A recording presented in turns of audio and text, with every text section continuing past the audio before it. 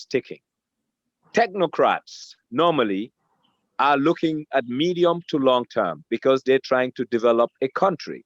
So in developing a country, you know you have wants and needs, and you cannot afford all your wants and needs within a short period. So you space them out, but you have a medium term view of where you want to take Gambia, and you make incremental expenditures, both in terms of capital items and human investments, to make sure that in 10, 15, 20 years, you get your country where you want it.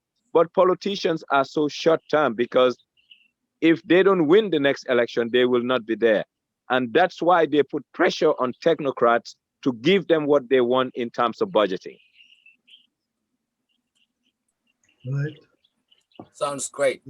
That Now, sounds the another thing before Alice and Sam come in.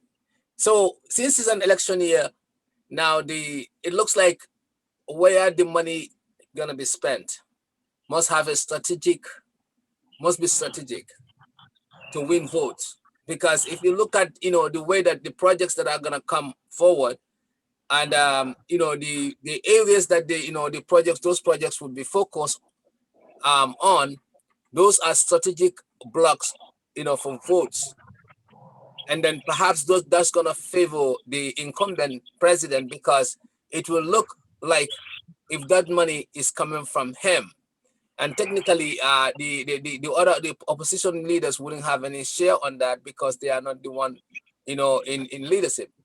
So to speak, Gambian people generally feel any development that a government's supposed to do, or it came on the name of Gambia, to be owned by the leading sitting president. So this is definitely doesn't go well with fairly when especially in a political where we are facing in a political this thing election coming ahead. What is your take on that? You are quite right. And that's why someone like me is encouraging the parliament to pass what you call a debt legislation ceiling. What does the debt legislation ceiling does? Debt legislation ceiling empowers the government by law to state that your next year's budget cannot be bigger in terms of financing, like 10% of your previous year's budget. Right. It means when the government want to grow the budget, at most, they can grow it by 10%. If not, they are breaking the debt ceiling law. That way, it will curb the excesses of the political class. If you look at this current year's budget, it is highly skewed towards investments in infrastructure and road, to be precise. What's the problem with that? The problem is I want roads in all nooks and cranny of the Gambia, because every Gambian is as important as the other one. So development has to be spread all across the country, and every Gambian deserves it. But that is a wish. There is a difference between a wish and a reality. Therefore, since we live in a realistic environment where our resources are limited as a nation, we need to prioritize our competing priorities, hence having a medium-term view towards developing the country rather than a short-term view. And if we have a medium-term view, we will prioritize the investment infrastructure that we need to partake. And then if we are to do a Nyomi Hakalang, we are to do a Banjul rehabilitation, we are to do a Kaur Jimbala road, we will look at all this holistically and see how best to approach it. Equally, the government came with an NDP, National Development Plan. The variables that made up the National Development Plan were highly dependent on aid coming in. And with this aid, we went on a round table in Belgium, Brussels. There were a lot of pledges, but not all these pledges crystallized into funds coming in. Therefore, the government must have been duty-bound to revise the NDP downward. But they did not revise it. They kept the NDP as it was, and still all the funds needed to come to the NDP didn't come. But now the government is focusing on a section of the NDP, which is road construction, and they are not looking, one, at the economic realities of the Gambia, and they're continuing to spend unabated, and that is not fair and it's not right, but it will only happen when you have a populace that is one, ignorant or indifferent to how their personal funds are spent. Excellent. Thank you very much. Very much. Thank you. Thank you. I'll ask Sam, who is coming first, so we have questions to ask. Yeah, today, I mean, Njie said almost everything I wanted to say, so I'm not going to say much today. I mean, Njie is right, you know. I mean, I always used to say that, especially being an MP, you need to know your role, you know, but how things were going. From my observation, I've just seen that things were divided, you know. In fact, the real political field, you can observe it in the house. That's where it started. Well, which is very sad because they have to differentiate that. The interests, we have three interests, you know, the interests of Gambians, party interests, and personal interest. You see all these things there, you know.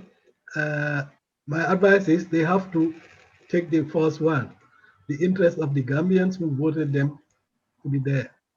You know, for party interest, they have to put it aside first. Think of the Gambia. Personal interest aims on.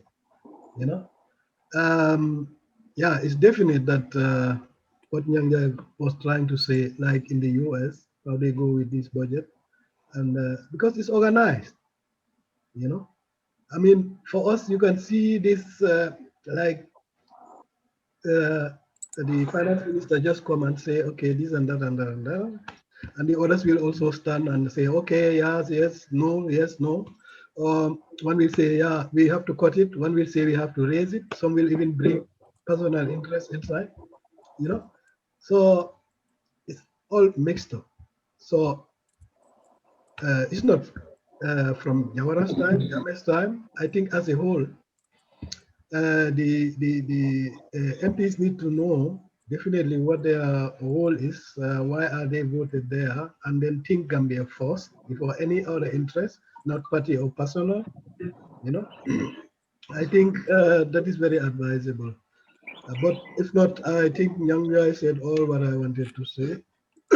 You know, we just have to accept also that Gambia, we are having a macroeconomical problem, and we need to accept that. You know, we should not do or taking debts and thinking everything is good when there is no guarantee.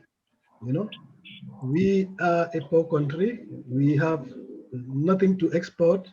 So all this debt we bringing, you know, we don't export anything. We don't win anything. We depend only from grants and so on. So the parliament themselves, they have to also consider these things.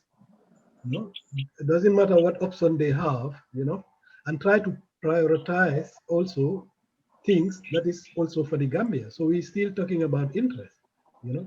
If that is the case, then everything will be okay. But you have other interests, you know, starting from party, personal, and I don't know, you name it. And these things, I think they need to know why they are there, and they cannot be taking loans where they cannot show where they are going to pay or where it's coming. So I used to say that. What they are doing is for the unbound, and Nyang said it too.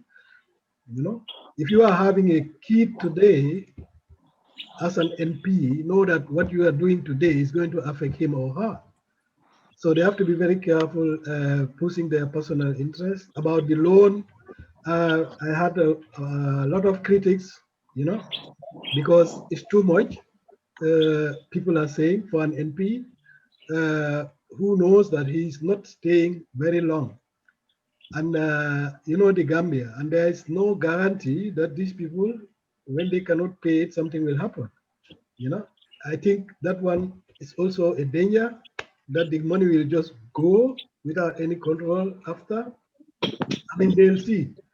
But the Gambian people should be aware and tell their MPs, or you know, that they voted them and they like this, you know, because the MPs are not them there for themselves. They are being voted from Gambians who puts them there to fix their problems, you know. And they have to respect that too in turn. Doesn't matter which party somebody is or not, because sometimes you can have another party having a better solution. As a Gambian, good Gambian, you can support that person.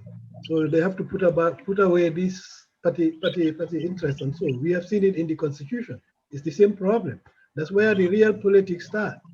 They forget about the interests of the Gambia, you know, and they are there for the Gambians. That's what they need to understand. So I think today I'm not going to say much. Nyang said already everything, but it's very important that we know where we are going to get this money to pay these debts, because we cannot be taking debt. We know that we have nothing. We have something, but we don't use the resources, and we have corruption in the country. We don't stop it. So if you don't stop it, that means anytime you have money, it's gone again. You cannot control it. And this is very sad. I hope that it will also be corrected. So that was it for today. Thank you, Alas, for that. Sam. Yes, and first I'd like to thank Mr. Njie. Thank you for your contribution. Definitely, you really went into details on this a little bit more. Today I am, and Alice, of course, your contribution is always great. Thank you. I am going to be more like a listener because I look at Njie as the subject matter expert here today on this. So I'll be listening more to him than saying more. But one thing I do agree with is our National Assembly. I don't think we have the right people with the right mindset and also the right structure for them to be able to handle this budgeting issue. And just like Nyang said, this is not something that you're going to blame somebody, but we need to get that structure. And to get to that structure, I've always talked about in my forum is that civil service reform. That's very, very important to reform the civil service, to be able to structure them in a way that they can hold, like the National Assembly will have that branch, that organization or the branch that will help them hold the government, the executive team accountable. I know we're talking government budget here. Where I am in the U.S. in my company, we deal with budget. We have budgets, and when the budget comes down, it trickles down from the top to every different department, and we're all responsible for our budgets. And there is something that I think is also missing in the Gambia's budget is the monitoring. Who is monitoring? Which should be, like Nyang said, definitely should be National Assembly. But I think it should even go down to the heads of department to be able to know how you monitor your budget. If you have a $1 million budget for something, you need to be able to look at financial data to be able to analyze your numbers and see where you're going against that budget. Are you making it? Are you going to make it or not? What can you do to adjust this? These are some of the things that need to really happen to be able to see a budget. From our standpoint, every month we receive what we call P&L, profit and loss statement. We'll look at that and look at our budget and say, okay, this is what was budgeted. Now, why didn't we make this? We need to be able to follow the budget and say why we did not make certain areas or why we made certain areas, what happened, and what do we need to adjust so that by the end of the year, we can really fulfill and meet that budget. Because if no one, from what I'm understanding is in Gambia, the ministries are not really even responsible, or maybe not responsible may not be the right word, but they are not really monitoring their own budget. They can overspend without even knowing it because no one is watching. Nobody is watching the dollar amount, the funds, what they are intended for. So the right appropriation, the right monitoring to be able to reconcile at the end of the month also and see where we are and to be able to make adjustments, which will give you the good financial data for next year's budgeting to be able to look at that as well and say, here we go. Last year, this is what we budgeted for this, and look at what we did. We overspent on that area, or we did not even use all that money. So what needs to happen is to make those adjustments to be able to get to a level something that's achievable. So I think, like I said, I won't say too much, but Nyang is the expert in this. I just know the budget that we deal with here. Budget is budgeting, definitely, and we lack that expertise. And I think we need Njie in the Ministry of Finance back in there to help them get us where we need to be and really lead them. Because from what I'm seeing from the Minister of Finance also, he brings things to the National Assembly with really no justification. And National Assembly need to be able to see the justification. Why do we have this much in this area?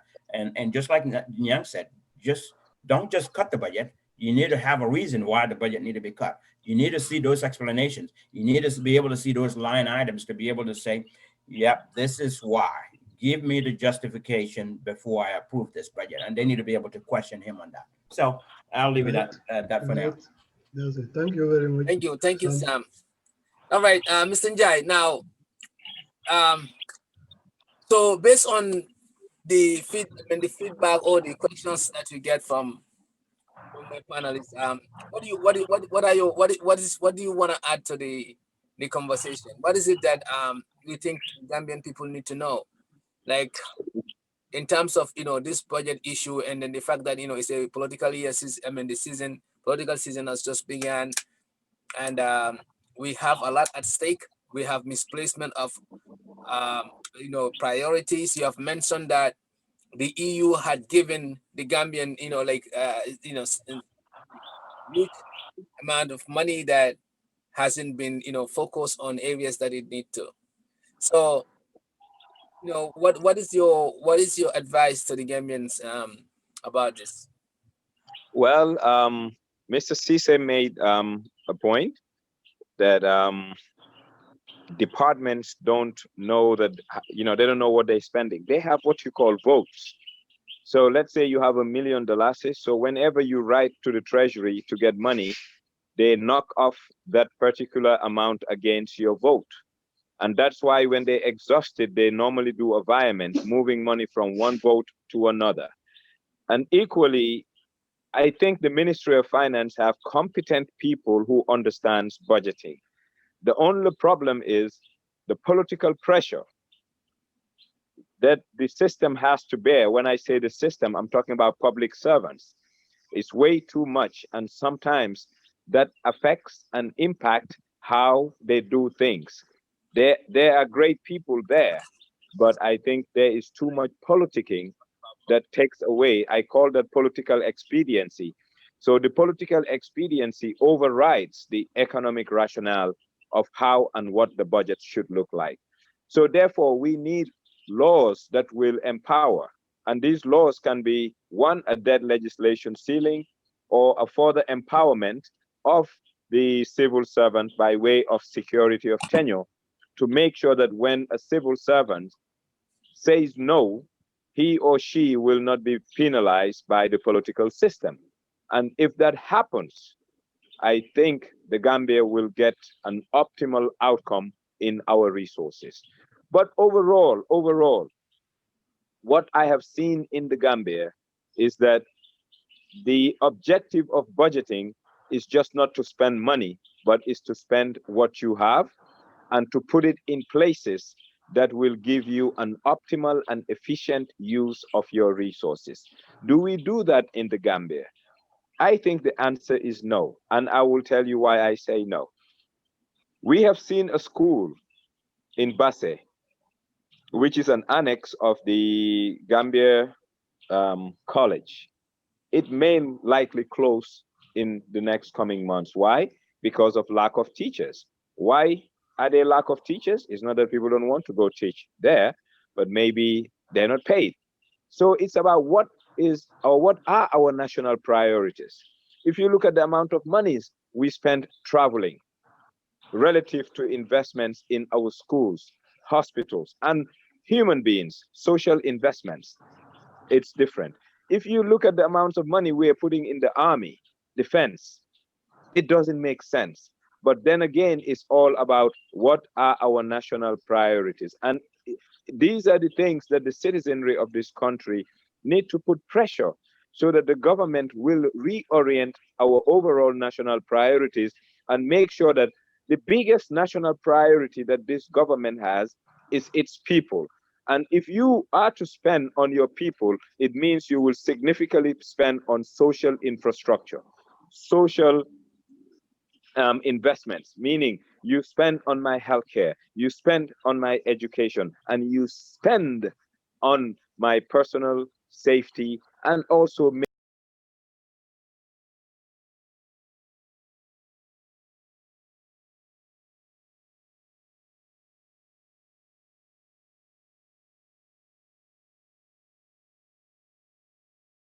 make sure that you give me a dignified living wage so that I can have a dignified livelihood. These, for me, are the most important things that our budget should do, cater for the people. But we spend a lot of money administering government rather than investing in government. When I say we, I'm talking about the government as a whole. If you look at allowances to public servants, if you look at feeding for the police, for the army, for the president, their travel allowances, their night allowances, everything, these are administrative costs that we incur.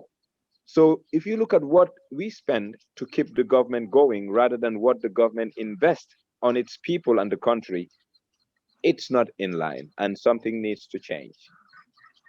Yeah, you have touched a very Thank you. important point here, Mr. Njie, and I would come in now because I think these things I cannot just let these things pass.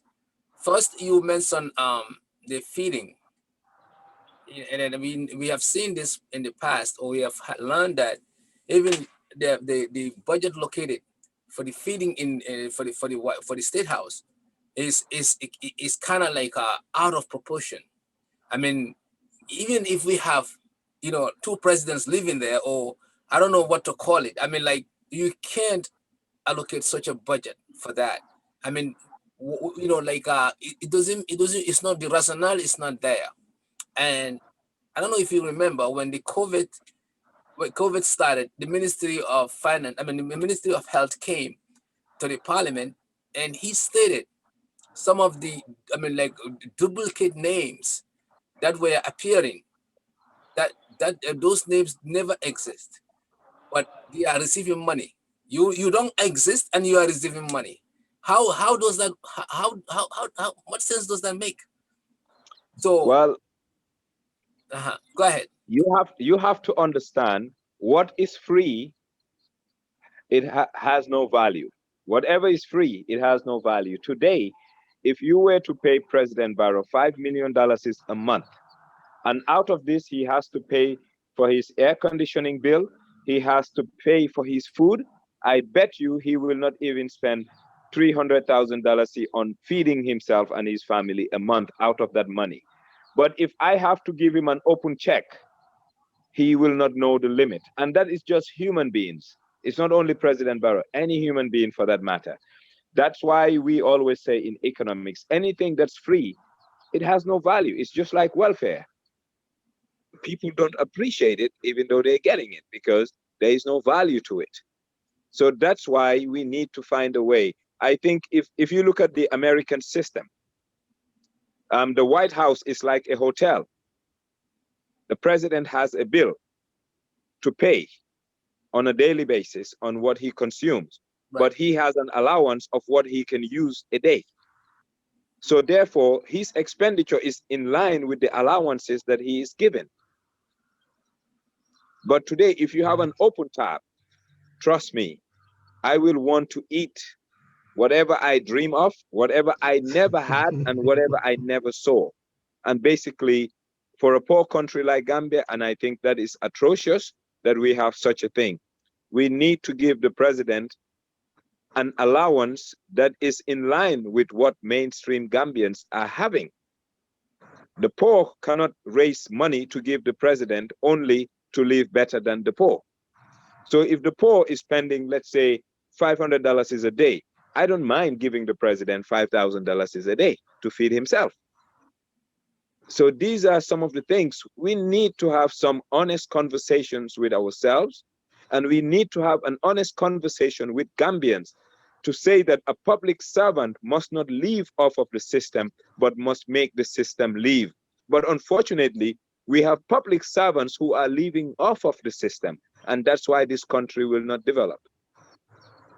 Yeah, so that is a good take. I know another thing I observe, especially when the president travels, in the US here, the State Department kind of limit the gifts that a president can receive. But in the Gambia, when they give something, let's say the president traveled to Kuwait or somewhere, and then they give him something, I don't think that is declared. As we stand right now, there is no law, even if there is a law, but that law hasn't been in place. So that, gifts, acceptance of gifts of any capacity. Let's say somebody come and say to the president or the vice president, I wanna construct this thing, but I wanna construct it for you. Okay, and then the reason why you are getting that gift is because of your position, not because you have achieved anything individually on your own, but because somebody is maybe trying to lobby something or trying to maybe looking for the future, how they can build a relationship with you as a head of state. So those gifts being received has never been declared, and even if they have been declared, they have been kind of put aside. Now you're going out into this outside world and you're getting some of these gifts that are given. But do you think it's fair for those gifts to stay with the head of state? Or do you think those gifts supposed to be, like tabulated and then kind of like a cap supposed to be set and say, hey, the president cannot receive more than $500 gift. Anything that goes beyond that must go to the state. What is your take on that? Because that has been really a big issue since the inception of our democracy. Well, I think first and foremost, we need to start with our culture. Our culture has a problem. The problem is our culture has legitimized corruption in a way. How? There is what you call Njie Guru. Njie Guru is like a tip. Our culture doesn't frown on that. So therefore, I can go to the immigration office. Someone helped me to get a passport, and basically they're not helping me, they're serving me. So it becomes an entitlement. Then since it is an entitlement, most don't see anything wrong receiving gifts as public officials and gifts that are pretty much so expensive, to the tune of, let's say, a Rolex watch of $500,000, for example, $10,000. Nobody sees anything wrong getting such a thing. But there's everything wrong with it, because if I was just Joe Public walking down the street, no one will give me such a gift. They're not giving it to you, the individual. They're giving it to you by virtue of the office you are holding. And whoever is gifting has an expectation in return. And is that expectation that they're monetizing by giving you a material gift. So therefore, I think the country needs to do something. And this is how countries tend to generate and collect artifacts. When US presidents travel and they receive gifts, they put it on the register and it goes to the Smithsonian. So Gambia can do such a thing. And very soon our museum, if we want to stack it, will have some good items in there and items of value. But it starts with good leadership. What we lack in this country is leadership. Gambia needs leadership, and we have a leadership vacuum, whether we like it or not. And it's nothing to do with the president, because leadership is a collective endeavor. You can have a great president and everyone else is bad and nothing happens. Gambia, the types of Gambians that should get up and be counted to be in positions of leadership are all taking a back seat. And this is the problem that our country is faced with. So you have hit another thing that actually strikes me again before Sam comes. So if all the Gambians that are fit to lead are taking a back seat, why? How did that happen? Is it that they never had faith, or is it that they scared to lead, or is it that they just are not in the right place at the right time? What is the issue? Gambians like yourself not taking leadership and having so much talent and so much knowledge that and have records of experience that the system is still not making the best use of you and others. Well, one needs to understand history to see why things are the way they are. The First Republic basically frowned on intellect. What do I mean? During the First Republic, they wanted the smart people to be in the public service and the not so smart people to be in politics. I'm sorry, no disrespect to anyone who was in politics at the time, but Jawara wanted to control people. So if you look at the people that he was playing politics with, especially within his circles, they were people that he was smarter than. And these quote unquote intellectual Gambians were all confined to the public service or the private sector. And this is something we inherited. It continued in the Second Republic and now in the Third Republic, and to the point, we have relegated politics to people that we think are not too, quote unquote, I don't want to use the word, but the mindset of the Gambian needs to change as it relates to politics so that meaningful Gambians with value can get out and be on the stage and be counted. Plato once said that if you don't want to partake in politics, you will end up being ruled by your inferiors. What he meant by inferiors is not that people that you're better off by virtue of bloodline or others. No, by virtue of intellect. So intellectual Gambians need to dirty their hands and get into the political space so that we can make the meaningful difference we want in our country. Okay. All right. So, and that starts with you, correct? Why not? Yeah, because we are very far from home. All right. So we have some big expectation, man. Mr. Njie. Thank you very much. Sam, you want to say something? Yeah, I want to ask Njie something going back to the budget, because some of the things that we do here, I wanted to see in the Gambia government, if for example, a certain ministry is overspending on their travel expenses or overspending on fuel consumption that was budgeted for them, is there any given time somebody catch that and say, hey, wait a minute, time out, we're spending too much, more than our budget. What do we do? What do we do here? How can we take corrective action? Is there anybody or at any given point, anywhere someone can say, this is it, we've overspent it, or we are overspending, we need to cut down expenses? Because the reason I'm saying this is back in, I believe, or 2018, I'm not sure, or last year, I'm not sure. I don't remember exactly what time, but there was a time that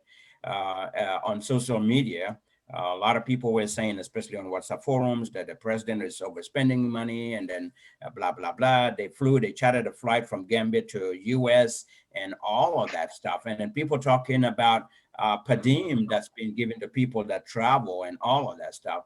And during that time, I released some audios from my own forum called Solutions for Gambia. And I said, you know what? I think what the government needs to do at this point is to put a hold on travel, put a travel ban for now, and then reanalyze their budget and look at things and make travel on approval basis, kind of restrict travel for the next 6 months until the end of the year, and really make travel on approval basis. Because what people are traveling for, some of these government officials, there are certain things that they can do online. There are certain conferences that they're attending or seminars that they're attending can be done online, just like what we're doing. Video conferencing can be happening. They could be doing a lot of things online rather than traveling. So I said, why don't the government put a hold on travel for 6 months, ban travel, and make it on approval basis based on really prioritizing and see what really need to happen before they make it happen. So is there anyone in the government that really looks at this and say, let's stop? Well, you're right. And I can tell you that there is a system. Each department happens to have what you call an accounting officer. The accounting officer mostly is the permanent secretary of the department. System-wide, government has what you call an financial information management system, IFMIS. And the IFMIS basically tracks expenditures on each line item. So they know what their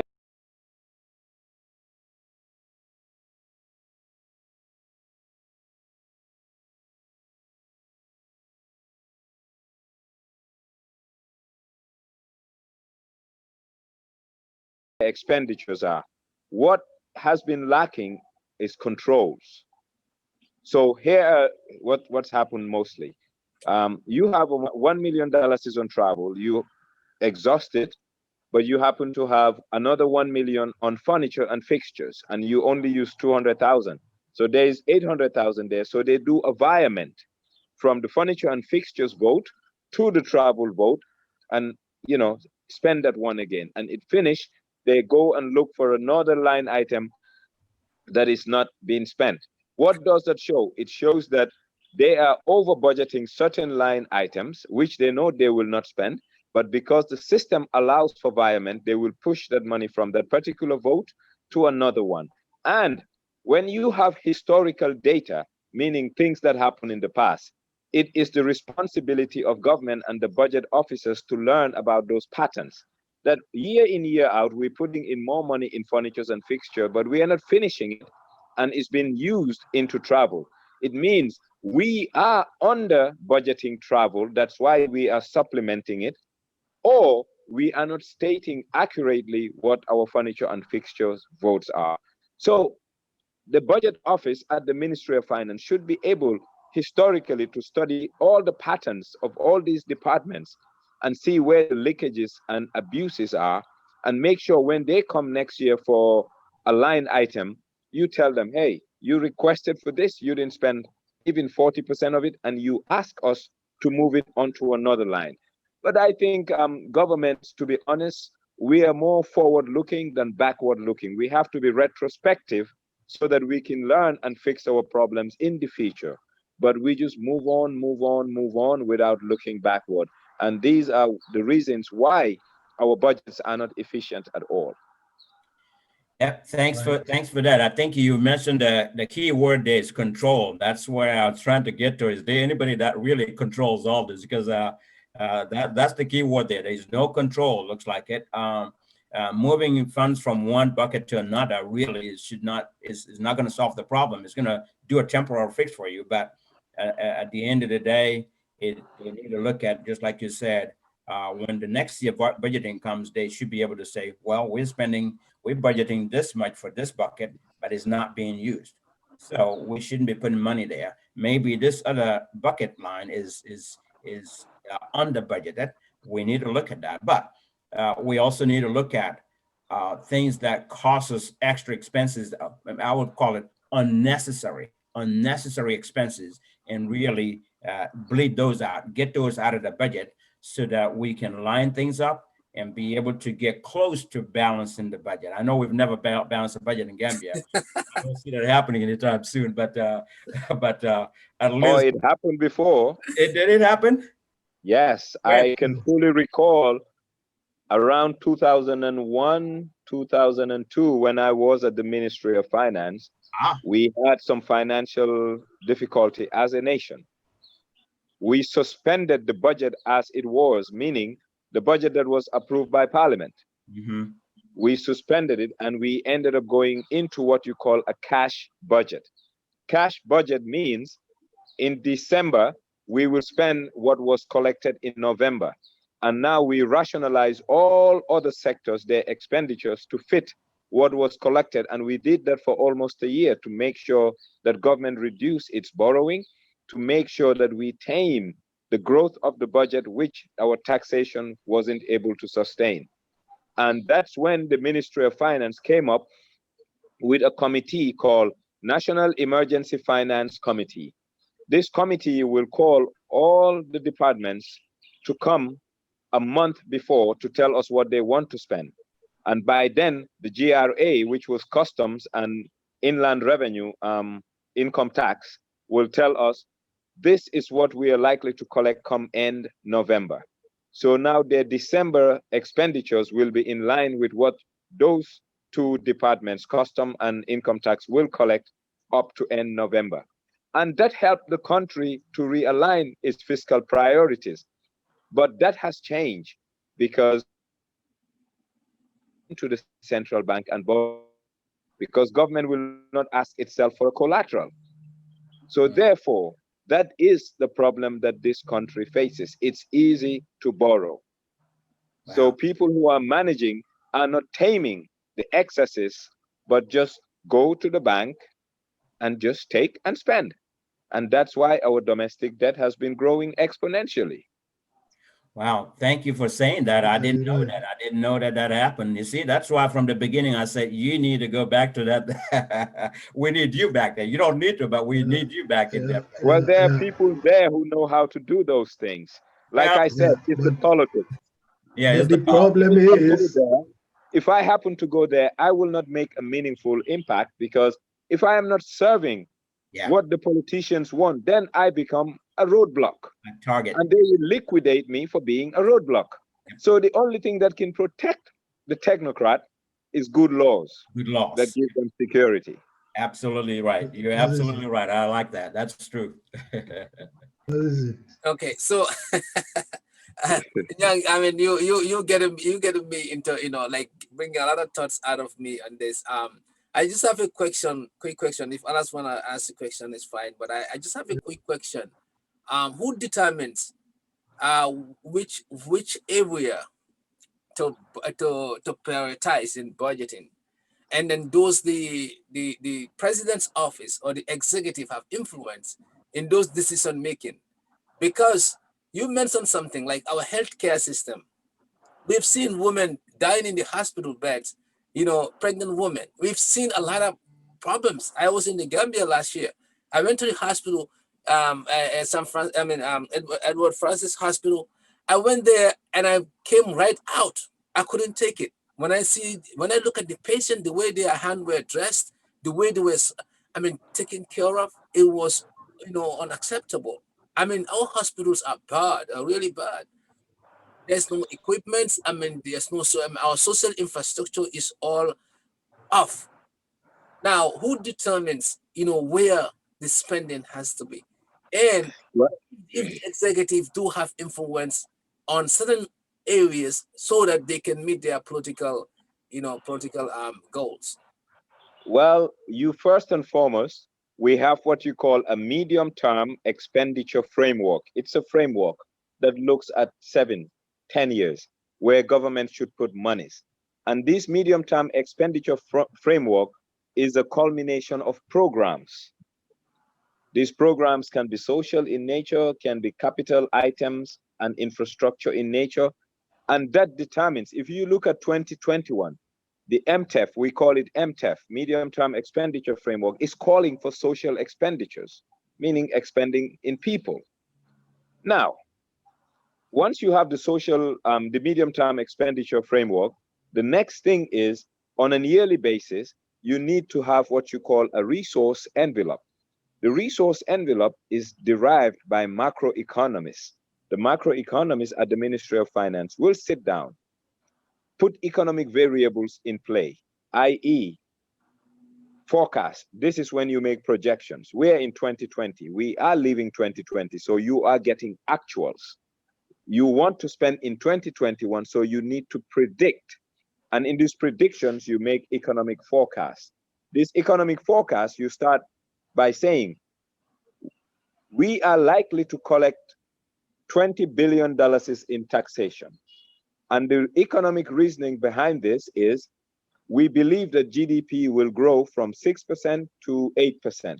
And the reason GDP is going to grow, we believe tourism is going to have a boom, because maybe Europe is getting colder and the Europeans will want to come to Gambia. Our economy and our political space have been relatively stable. Investments have been made into tourism, etc., etc. You look at agriculture, you say, okay, our trade season will be booming because we're already in October and the rains were good. So we expect a bumper harvest. We will sell groundnuts and we will have foreign currency and we will have inflow. So therefore, our projections are we will collect X in taxes, and that becomes your resource envelope. Plus, some of the commitments you've received from your donor partners that in 2021, I will give you $4 million for this, I will give you 10 million. So you put all this in a package. When you put it in the package, you now sit down and say, I have a resource envelope of $20 billion.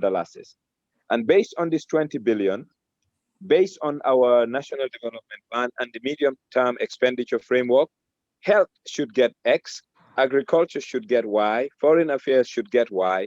Then you call this department, say, look, here is your resource envelope. Create your budget and you come back to me for bilateral consultations. So the sectors will now come to the Ministry of Finance with their prepared budgets and they will have a bilateral consultation. After the bilateral consultation with all the sectors, the Ministry of Finance will put everything into a draft estimate. This draft estimate will be sent to Cabinet. Cabinet will look at it, and sometimes that's where the variation comes. When it goes to Cabinet, the presidency, unfortunately, they have some powers that they wield, and sometimes you have ministers also who want to help the presidency, i.e., the Minister of Transport. I will not be shy to say it. The Minister of Transport will say, Mr. President, you know, we promised these people we are going to make this road, and this road is going to cost 20 million. So why don't we cut 10 million from Foreign Affairs, 6 million from Department of Agriculture, 4 million from Department of Tourism, and put it onto this road? Then the document comes out of Cabinet, comes back to the Ministry of Finance, they tidy it up, send it to the Parliament. When the document goes to the Parliament, it has a first reading, second reading, then it is tabled. If it's tabled, the law said it should be debated on and passed within a period of 14 days. And that's when all these things happen, and we lose the essence of the documents that we had called the medium-term expenditure framework. So a system is as good as the very people who manage it. You know, theoretically, we have a good approach towards how we formulate and execute budget, but practically our systems don't have control, and that's where the leakages do come in and the compromises. Right. Oh, wow, nice. So the mindset is there, the right the right protocol is there, the aims were all in the right direction, but when it comes to that part where they're where there need to be control, that's where the big guys muscle up, and then they get the stuff that in their direction. Wow, interesting. For Wow. me, So and if I'll ask someone want to ask another question, but what I want to ask, if you look at the vote on the National Assembly in terms of the loan for the parliamentarian, which I definitely don't agree with. I mean, you cannot give yourself loans on something that you don't know whether you're gonna pay it or not. And then being people serving us, why would you wanna be, putting aside? I mean, that speaks a lot about our parliamentarians. We're talking about the executive, and then the corruptions around other departments. Now the parliamentarian, the lawmakers, those people who are supposed to be impartial, are actually allocating funds for them to build their homes. This is something that doesn't sit well with most of us. Well, they are lawmakers, and by law, they're allowed to make laws, but they should make good laws. The government of the Gambia, through our constitution, says that Parliament must appropriate so that the government spends. What does it mean? It means Parliament must pass a bill which culminates into a budget so that we spend it. But not only to pass the bill, they have the mandate and the responsibility of oversight to check whether what they pass is what we are spending. But I think Parliament has confused its role. It's the role of the Ministry of Finance to create a budget. It's the role of the Parliament to approve. So if they disapprove, they need to send back the budget to the Ministry of Finance to review and revisit and bring back. But what the Parliament has been doing is to be the judge, jury, and executioner, because the mere fact that they're slashing the budget directly contravenes what the law allows them to do. And equally, if you want to take a loan, the Parliament or parliamentarians could have gone to any bank and those banks would have given them a loan. How? If you are in Parliament after 5 years tenure, whether you win or you lose, you have a gratuity of $800,000. So therefore, the parliamentarians have money at the end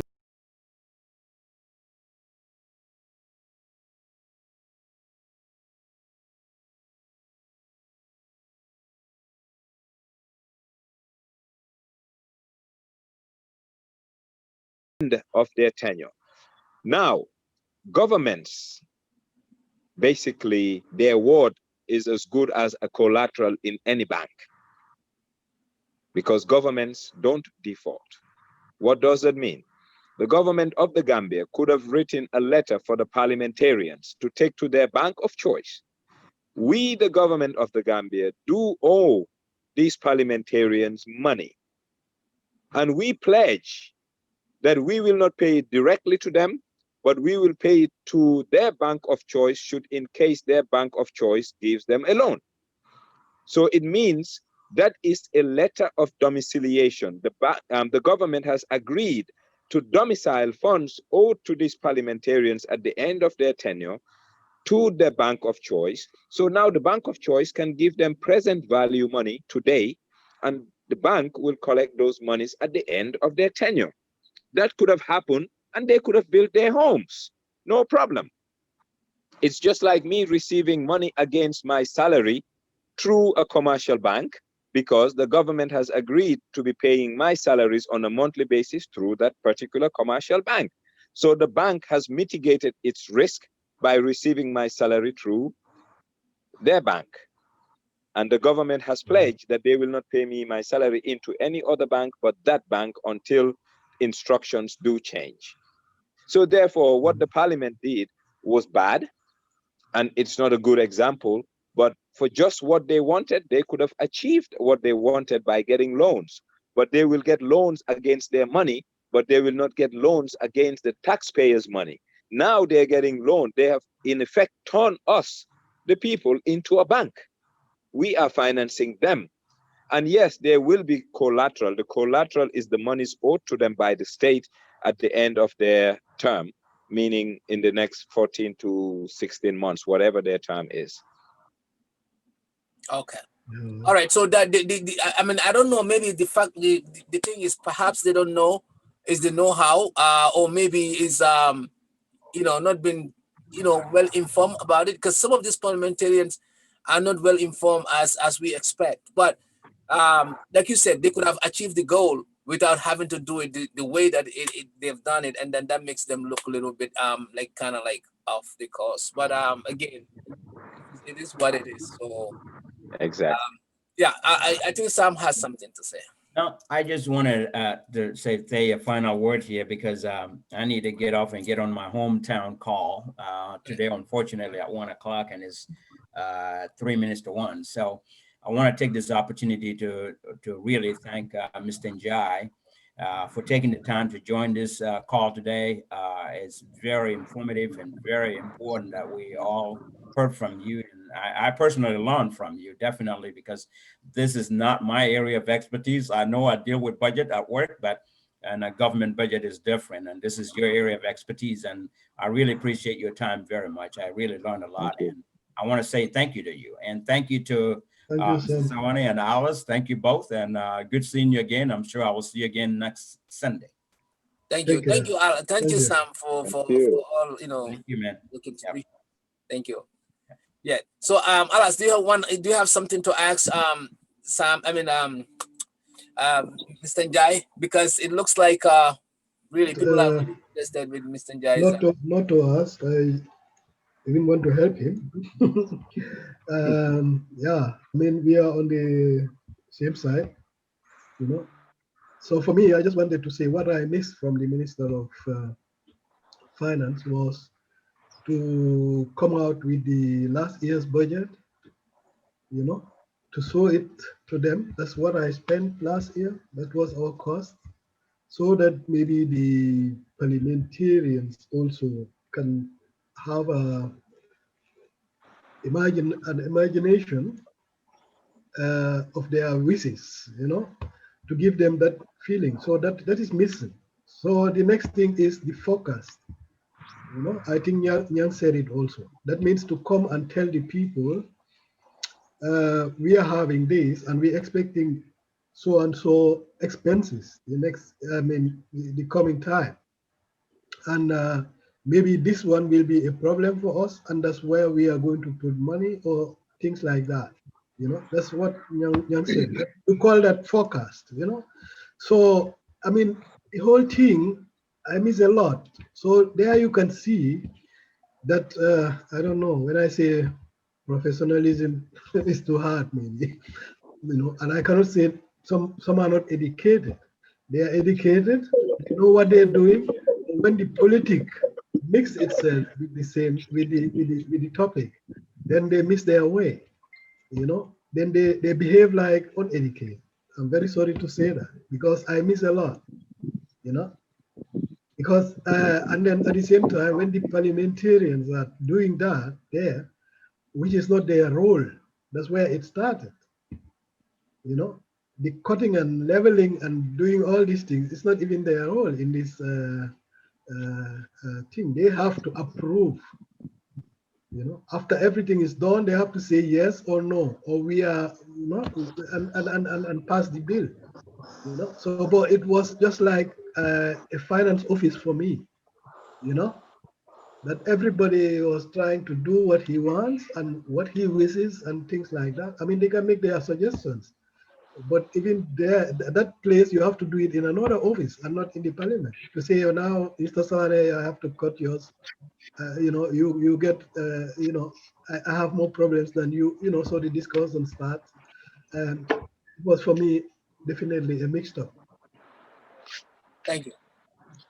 I missed a lot. All right. Yeah, go ahead, Alice. Yeah. Yeah, I just wanted to say I missed a lot. These are the things. Maybe it will be better, you know. That's why I started with saying the role of MPs. They have to know it, you know, their role. And they should not be too biased when it comes to Gambia. They have to be, that's even the place they have to unite because it's about Gambia, you know. So that means all party interests aside, all personal interests aside. But that's where it begins, which is very disgraceful, you know. Before they separate themselves, they come to the, and that's where that's the political arena. So whom are they helping? Not the Gambia. Maybe parties, personal, you know. Exactly. These are prominent there. But you don't see anybody, very few who voted and think, okay, not my money, not my pocket, but Gambia. There are some, but very few. You understand? And that's very sad for our country, a poor country like our place, especially Gambia, where we have macroeconomical problems. That's where we have to look any corner, and that's where we have to control every button where it is going, and not because even the richest states are doing that. So what of a poor country like Gambia? So we used to get surprised when we cannot do a lot of things. When you go to hospital, you don't have medicine. Some schools, some kids are sitting on bricks, you know. So I would advise the government also to try and have priorities, you know, to see, okay, if I build a big street here now, nobody is using it. Am I helping the poor people with it? Or if I go and build an airport uh, in the region where nobody lives, are my people gaining anything out of it? You know, these are, then we talk about the social problems we have.